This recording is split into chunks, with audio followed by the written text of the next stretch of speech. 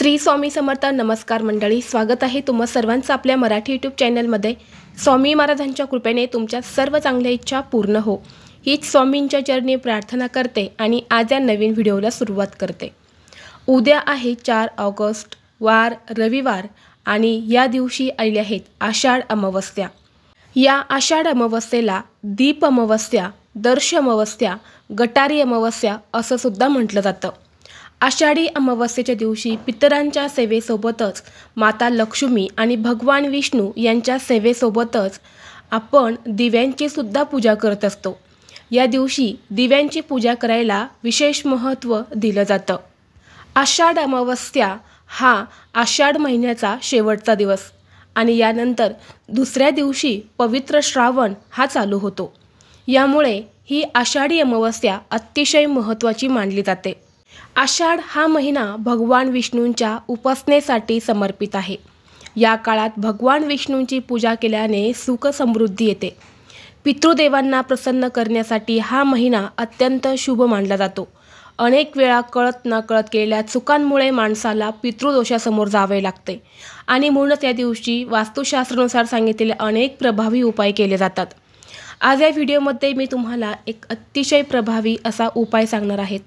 उद्या आषाढी अमावस्येच्या दिवशी आपल्याला अंघोळीच्या पाण्यात ही एक वस्तू टाकायची आहे.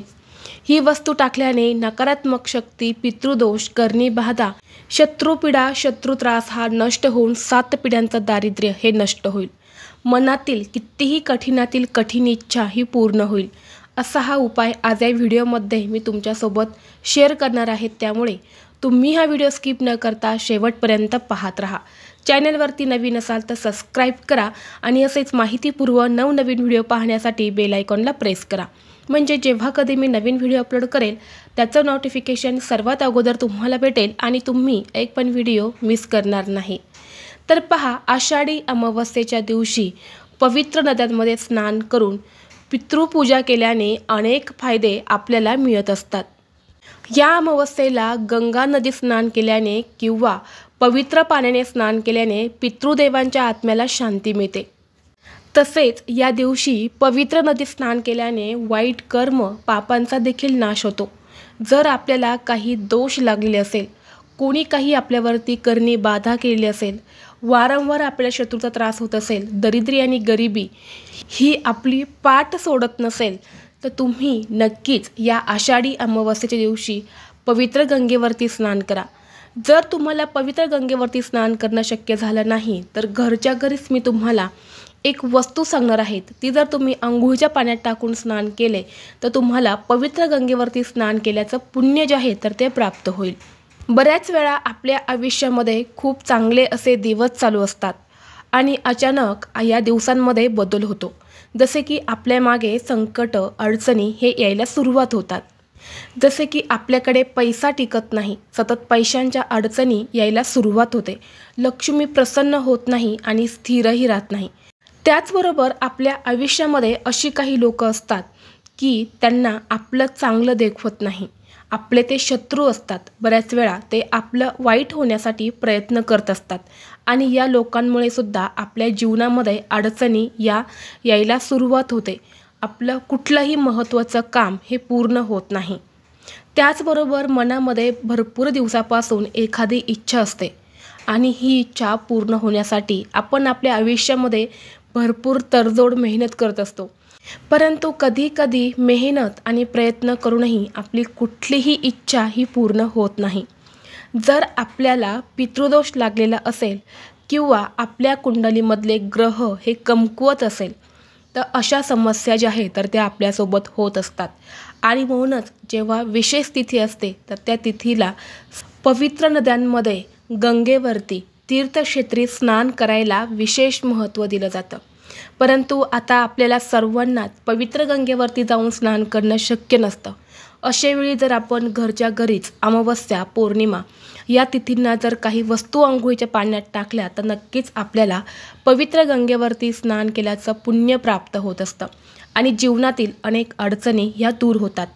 म्हणून तुम्हाला उद्या सकाळी अगदी ब्रह्ममुहूर्तावरतीच उठण्याचा जास्तीत जास्त प्रयत्न करायचा आहे. उठल्यानंतर सर्वप्रथम तुम्हाला अंघोळीचं पाणी काढायचं आहे. जर तुम्हाला हे पाणी थंड घेता आलं तर आवर्जून थंड पाणी घ्या. शक्य नसेल तुम्ही कोमट किंवा गरम पाणी घेतलं तरीसुद्धा चालेल. आणि या पाण्यामध्ये सर्वप्रथम अतिशय महत्त्वाची वस्तू टाकायची आहे, ती म्हणजे गंगाजल. आपण पवित्र गंगेवरती जाऊन स्नान करू शकत नाही, परंतु एक चमचाभर गंगाजल हे आपल्याला अंघोळीच्या पाण्यामध्ये टाकायचं आहे. जर हे गंगाजल तुम्ही पवित्र गंगेवरून नद्यांमधून आणलेलं असेल तर ते सुद्धा तुम्ही टाकू शकतात. जर तुमच्याकडे नसेलच तर जिथे पूजेचं साहित्य मिळते तिथे तुम्हाला 25 रुपयाला एक गंगाजलची छोटीशी बॉटल मिळते, तर ती सुद्धा तुम्ही आणू शकता.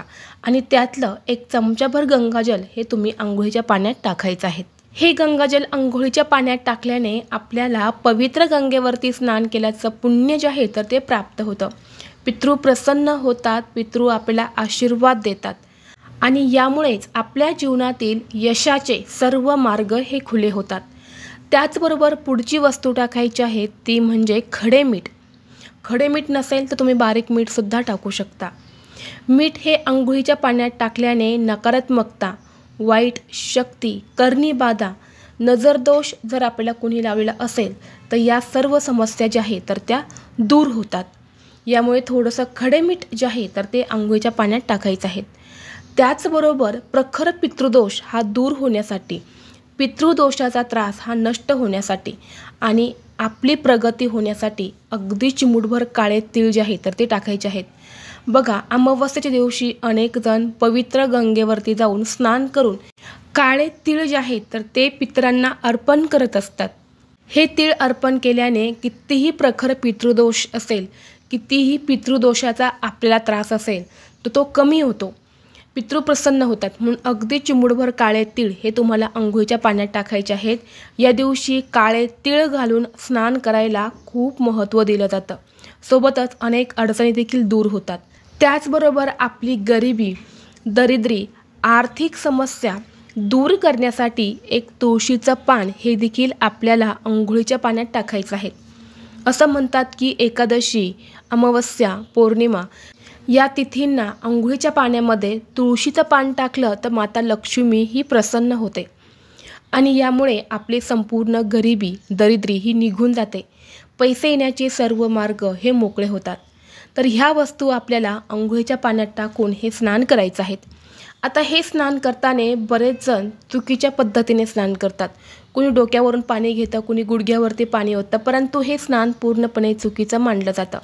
हे स्नान करत असताना सर्वप्रथम आपल्याला मांडी घालून बसायचं आहे.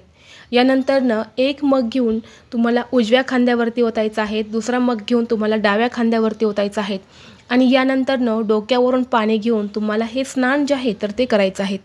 हे स्नान करत असताना तुम्हाला कुठलाही साबण, शॅम्पू हा अंगाला लावायचा नाही.